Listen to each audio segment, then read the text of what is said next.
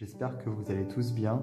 Alors je vous présente aujourd'hui le jeu Les Noces originelles vers l'union de nos énergies féminines et masculines, créé par Béatrice Lériteau qui a également dessiné les cartes et disponible aux éditions Le Souffle d'Or.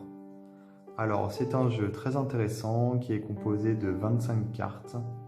Alors ce sont des grandes cartes, vous allez le voir. Et ce qui est vraiment très intéressant dans ce jeu, c'est qu'il est là pour qu'on puisse renouer avec nous-mêmes et également avec les autres. Tout simplement puisque pour pouvoir avoir des relations de qualité, pour pouvoir s'unir avec l'autre, il faut tout d'abord réussir à être bien avec soi-même. Donc ce jeu est là pour ça, ce jeu est là pour nous aider en fait à faire un travail sur nous-mêmes afin d'être dans l'amour. Et l'amour avec un grand A, donc l'amour absolu en fait, l'amour général on va dire. Donc c'est vraiment un très très beau jeu et vraiment original puisque les cartes sont divisées en deux. On a un côté féminin et un côté masculin. Je vais vous montrer ça tout de suite. Alors tout d'abord le coffret, je le trouve vraiment très sympa parce que dans sa façon d'ouvrir. Et on a des cartes de grande taille qui sont de la même taille que le coffret finalement. Voilà, comme vous pouvez le voir, ce sont vraiment de très grandes tailles, de très grandes cartes. Donc le livre. Tout d'abord, alors, puissons-nous, femmes et hommes de la terre, nous accueillir et nous aimer dans notre puissance et notre beauté respectives. C'est vraiment un jeu qui prône l'union, qui prône l'amour. C'est vraiment ça le but de cet outil. Et donc ces cartes mettent en avant le côté masculin et le côté féminin. L'ambivalence de l'être humain finalement. Donc on peut avec ce jeu travailler les deux aspects, qu'on soit un homme ou une femme, et on peut également travailler une relation. Avec ce jeu, on peut tirer les cartes à deux par exemple, pour essayer de travailler sur la relation qu'on a avec l'autre. Alors, tout d'abord, ici dans la présentation, donc, la créatrice du jeu nous parle des archétypes. C'est un terme qui a été inventé, qui appartient finalement au langage de Jung, qui est un psychologue de renom. Donc les archétypes, pour ceux qui ne savent pas, ce sont finalement des images très très fortes, des sortes de symboles presque, qui existent depuis la nuit des temps et qui permettent finalement à l'esprit humain d'intégrer finalement certaines choses.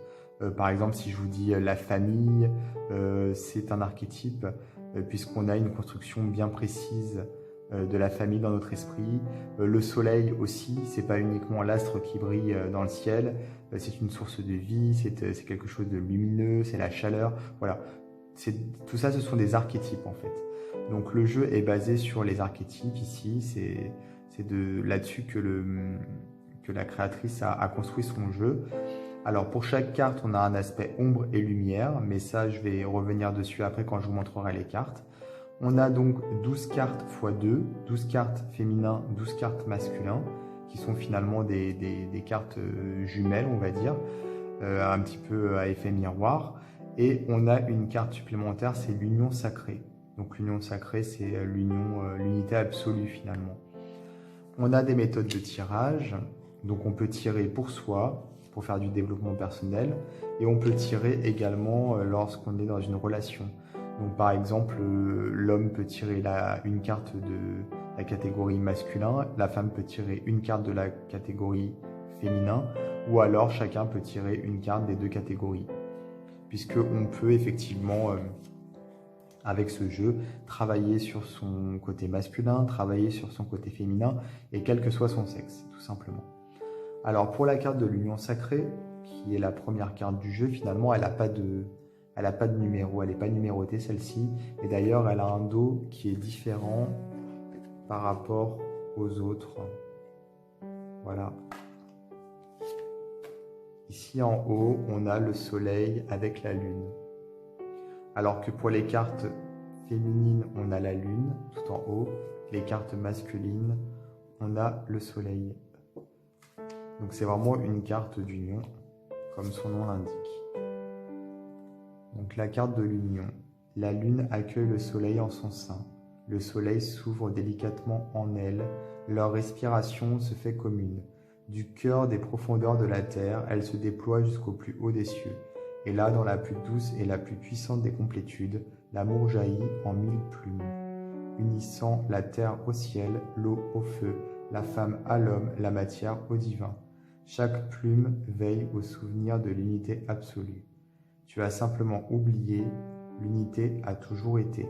Chaque plume t'invite à retirer un voile, puis un autre, pour faire un pas de plus vers toi et vers l'autre. Chaque plume te guide vers l'union d'amour. Respire ta complétude, la complétude avec l'autre, la complétude avec le tout. Donc ça, c'est vraiment la carte à part du jeu. Ensuite, on a donc, comme vous pouvez le voir dans le livret, l'enfant étoile pour le côté féminin et le petit troubadour pour le côté masculin. Et à chaque fois, on a ça, on a la mère ici avec le père, la princesse avec le chevalier, etc. Alors, on a un joli texte, comme celui que je viens de vous lire pour la carte précédente, qui était la carte de l'union sacrée. Donc, pour chaque carte, on a un petit texte, comme vous pouvez le voir, et ensuite, on a un aspect ombre, un aspect lumière, et une ou deux phrases d'affirmation. Par exemple, pour l'enfant étoile, l'aspect ombre, c'est naïveté, manque de maturité, de réalisme par rapport à l'aspect matériel de la vie, difficulté à s'incarner sur Terre, rêve de retourner sur son étoile. Et pour le côté lumineux, on a à se laisser guider par son intuition et son enthousiasme, idéal, pureté, innocence, émerveillement, simplicité, spontanéité, joie et rêve.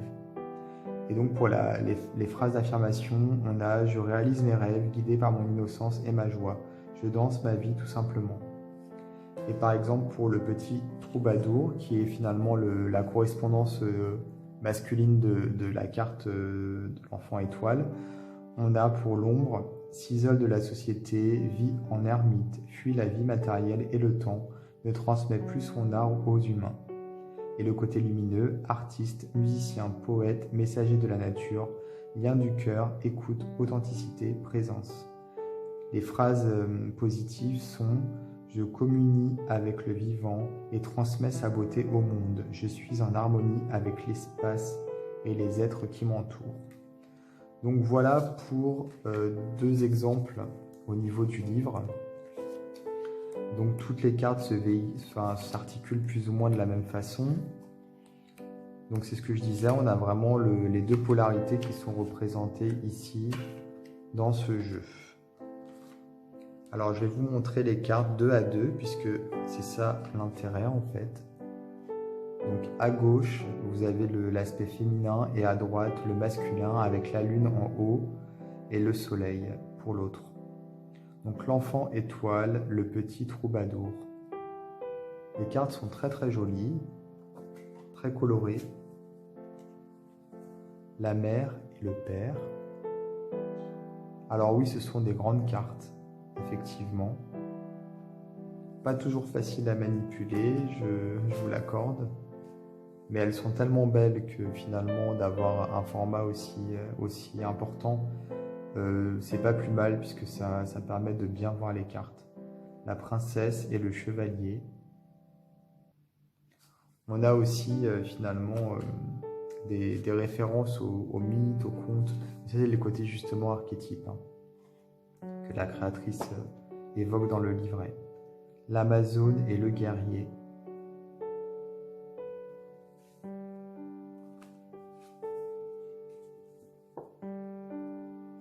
La créative et le bâtisseur. C'est vrai qu'on attribue souvent la créativité au côté féminin et tout ce qui est manuel, tout ce qui est construction, plutôt le côté masculin. Donc en fait, les cartes se font vraiment écho entre elles. La danseuse et le vagabond. Très joli le vagabond. C'est une carte de voyage finalement, avec l'avion, le bateau qui vogue. L'amante et l'amant. Plus de rose chez l'amante et plus de rouge chez l'amant. plus de douceur chez la femme peut-être et plus de passion, côté un peu primitif de l'homme. La guérisseuse et le magicien, c'est très très joli. Il y a un côté enfantin, je trouve, dans les illustrations, un côté comme si ce jeu voulait nous aider à nous relier à notre enfant intérieur, un côté innocent. C'est très agréable. La sage-femme et le sage.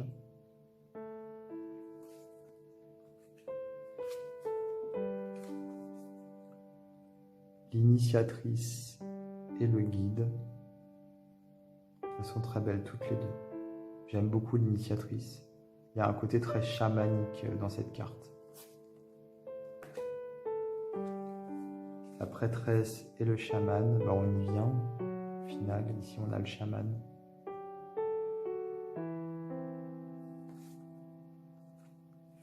La déesse et le roi.